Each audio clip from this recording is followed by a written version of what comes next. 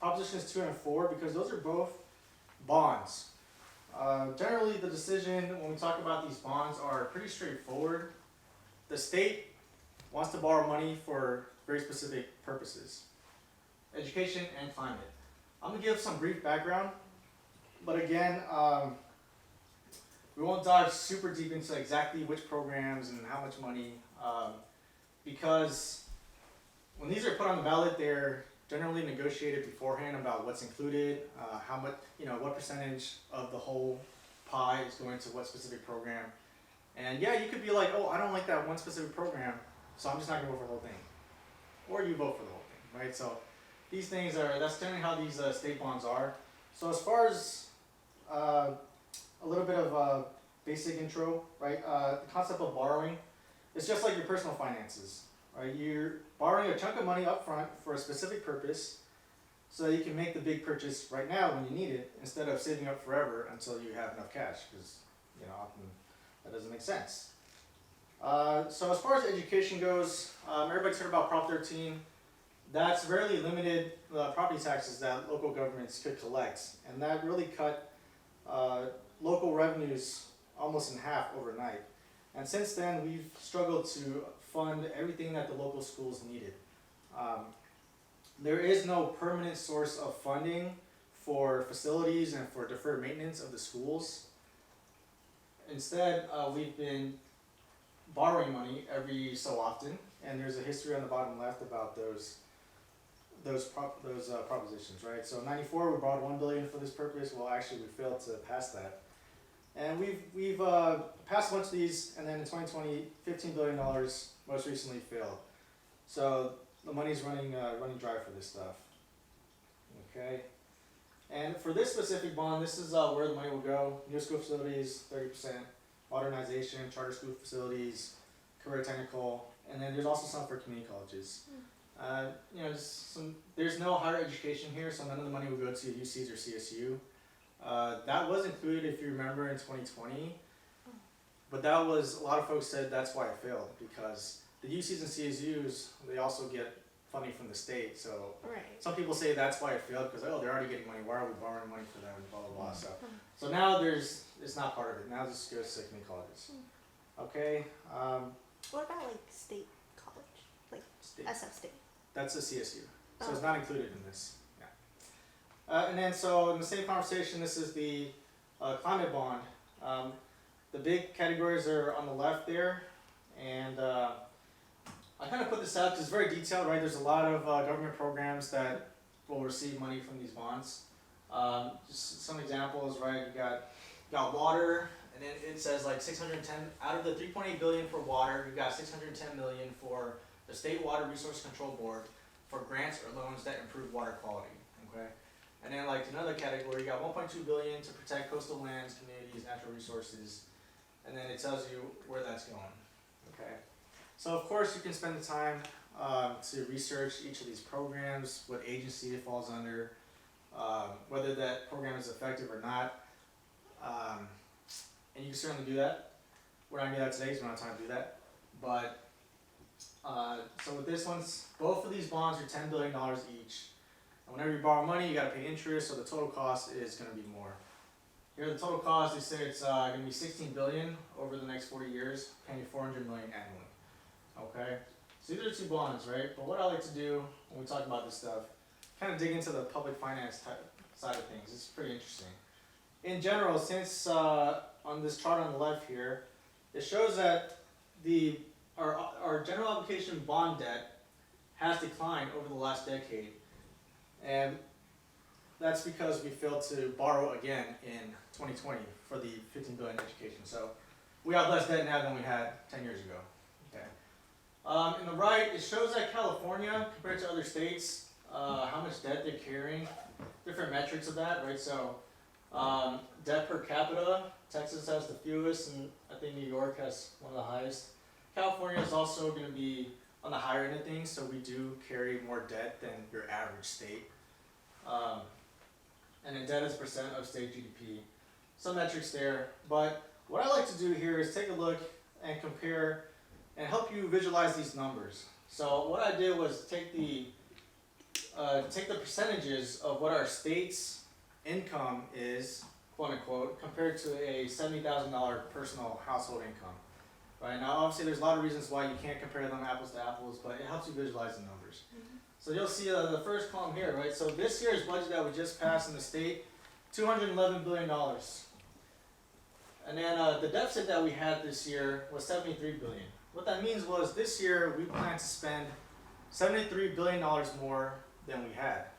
So that was a problem that the governor and the state legislature had to solve.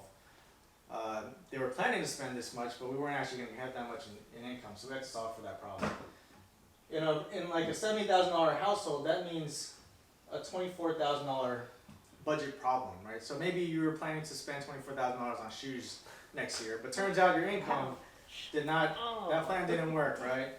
So most states, California being one of them, has to have a balanced budget. It means you can't spend more than you're taking in. So that's just what the deficit means. Okay, outstanding debt. We still have $76 billion in outstanding debt that we have to pay back over time.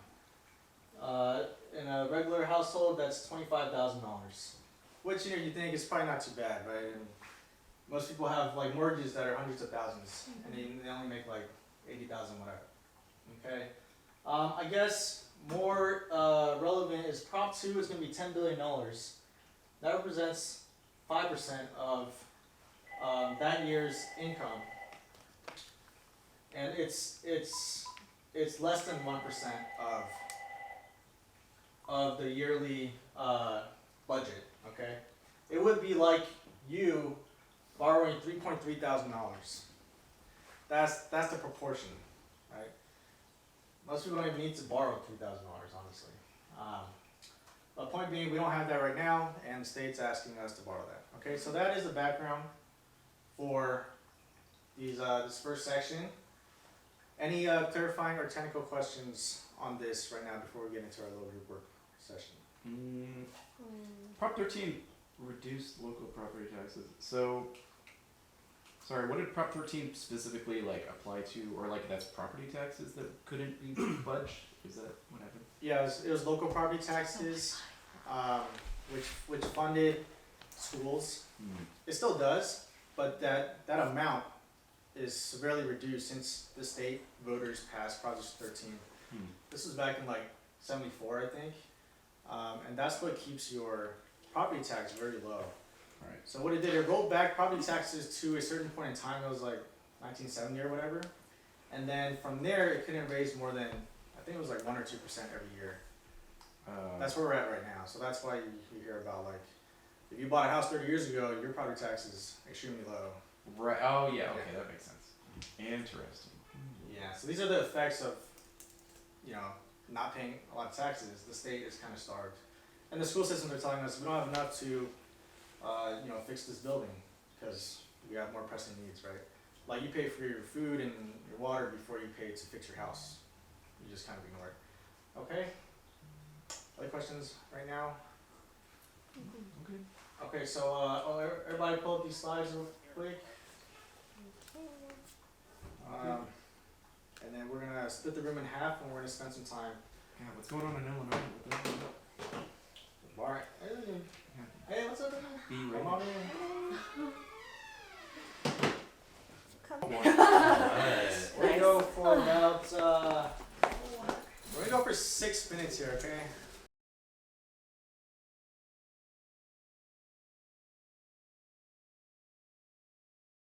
But then now my question is, isn't there money being allocated towards schools, like right now? Yeah. Yeah. So Billions. Yeah. At least 40% of the general fund has to be for schools. What the schools are saying is that's not enough. right. The schools are saying we've been using that money to pay teachers and feed the kids and so on and so forth. And at the end of the year, there's just no money to do the whatever retro seismic thing, whatever. I guess my question is like for things like this, right? Californians experience already like higher inflation levels. I know nationally the inflation level is like down, but in California it's still, our quality of life, we're still paying an egregious amount for like really basic necessities, right? And so like where, for that, I'm assuming it's coming from taxes and like, I don't know, corporate gouging maybe, but where's all that money going to? You know what I mean? Shouldn't, you know, we're already, if we go against these props and we accrue like more debt, later on down the line, are we also gonna be like paying even more for like basic necessities? You know what I mean? Like that's my question. So for the debt question and paying interest, inflation actually helps you in the long term. Your debt is actually less expensive if there's inflation. This goes for your personal debt, for anyone's debt. Okay. As far as you said, like where does the money go now? It goes into a pot, and then the politicians decide what to do with it.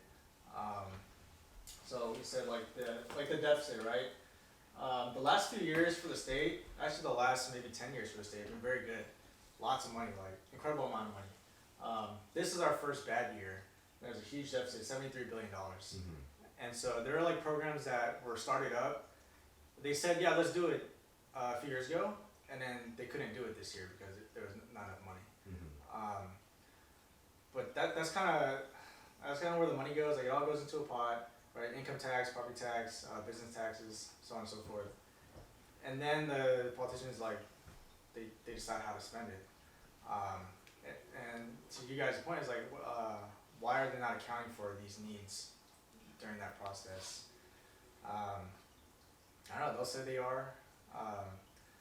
And we probably have to go like into the details of what program you're talking about, right? Like all these there was like a million programs that they had great plans for. Why didn't they fund this when we had a lot of money, right? Well, because they fund other stuff, and there's so many stuff that they funded. It's kind of hard right now with the amount of time we have to say like, oh, well, they shouldn't have funded that, and they should have funded some of this kind of stuff.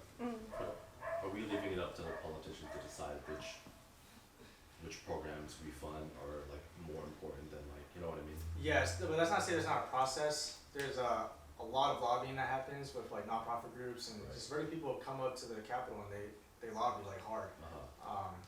Like there's like environmental groups that you guys might know about. They'll come up and they'll be like, they'll sit down with like the politicians and they'll be like the Ocean Protection Trust Fund. They do their homework. They know about these programs. Like the ocean, you gotta practice. For acupuncture, for example, this year, since we're in a deficit, acupuncture services from like NEMS or the Chinese hospital, whatever, that was on the chopping block this year. They're saying that the state will no longer reimburse those providers for providing acupuncture. But within 2 short months, a lot of lobbying happened from the community here in San Francisco, and we were able to maintain acupuncture as a reimbursable service. So that's kind of the process. So it's kind of hard to speak to the individual programs. But for any program that you think about, there's probably going to be a group that is pretty heavy. Yeah. So, and sometimes they win, sometimes they lose. Right.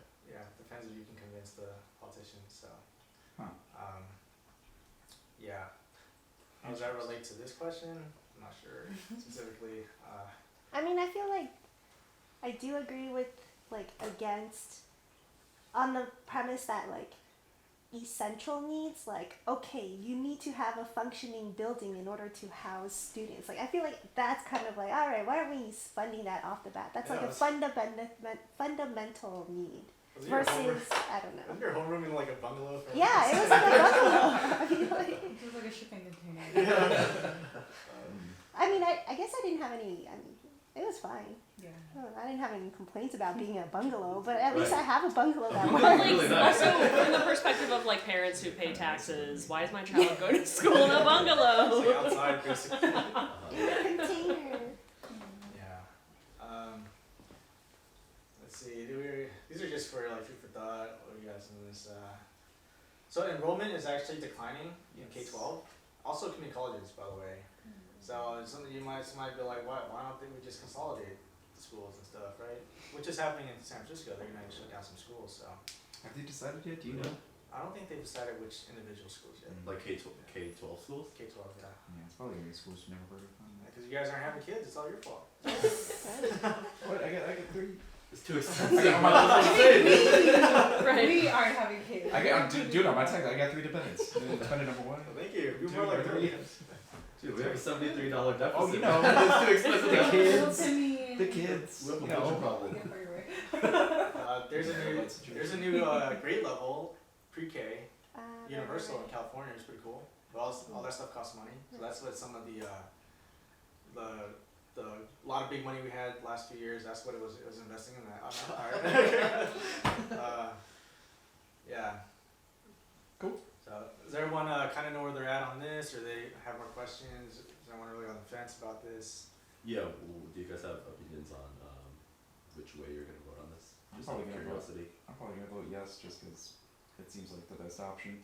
Like, it would be nice if the state could fund its stuff in advance, but I do feel like these ballot measures in particular are sort of cleanup after the weird pendulum swings after the pandemic. It's like, oh no, the pandemic started, we're gonna have no more money, and then we have all this money because the federal government gave all these local and state. Oh, now we don't have any money because we got too ambitious. It's like so many pendulum swings. So I feel like this is like necessary cleanup to sort of sponge some of that bleeding. So I'm probably going yes. You got one? Brenda, where you at on this? Probably yes. Screw the kids. Also. Screw the kids. Screw the kids. Burn it all down. Because I think if it goes down, I don't know if that's necessarily going to solve the problem. Like I don't think like the state government is going to wake up and be like, oh no, we got to fund it another way. They'll just be like, I guess people don't want to fund it. I guess.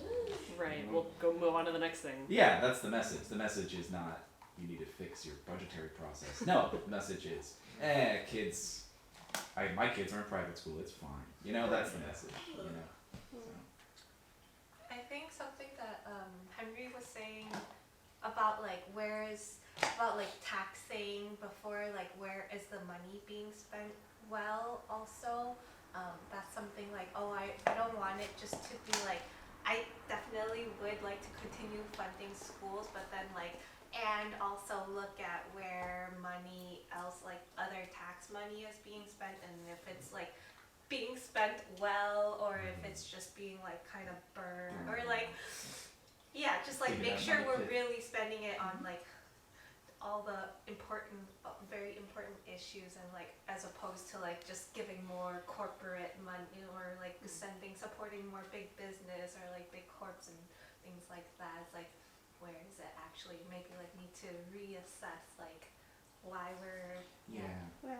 I wish like the tech industry would like come up with something that is intuitive as like an iPhone to be like, I paid this much money, $1 of what I literally paid last month goes to this specific, and they can Yeah. trace it. Isn't That'd be amazing. that information out there? But like, You gotta it'd do be it. great if it was You an gotta app do the that legwork. consolidated that information Yeah. and then. Have you been on Google recently? It's like AI stuff that's telling you to eat rocks. It's like Yeah.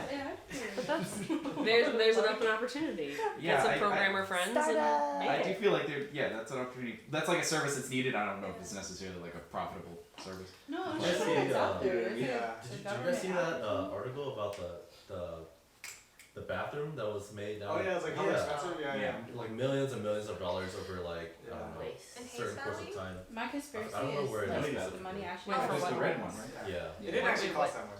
No. But that was after the outcry. Yeah. So there was like a guy who reported on it, and apparently it's like whoever funded this program in the city was like, well, you gotta ask for a bunch of money, otherwise they're gonna give you like 20% less than what you asked for. So you start with that big proposal, and then they cut it down. So they quoted him on the 1.7 million, which is his usual. That's his like default bid or whatever, And he's expecting it to come down from that. But then people are like, it's gonna cost 1.7. What the hell? And like that's like state funding to the city. The city only ended up paying $200,000 for it in the end. Yeah.